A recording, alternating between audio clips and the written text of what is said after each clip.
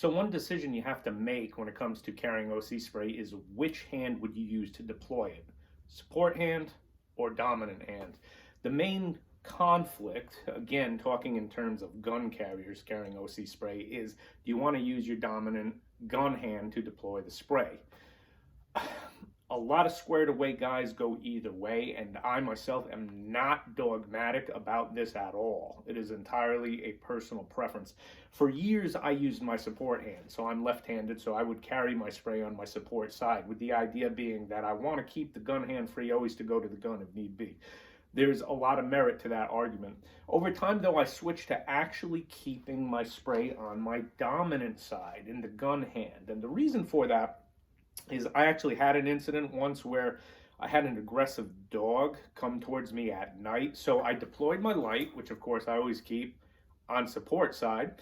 And when I saw the dog, I said, oh, let me grab my spray. And then I realized, oh, I got to switch my light now to dominant hand and go for the spray. So for me personally, I like to be able to deploy the light and then deploy the spray in my dominant hand.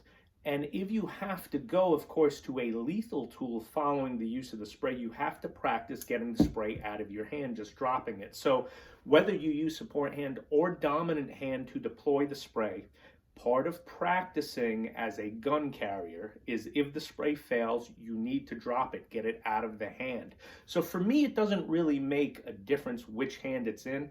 Part of practicing with your spray is to simply drop it and get it out of the hand when you need to go for the gun. But personally, I like dominant hand for the spray because that way I can use my light to light things up and illuminate things.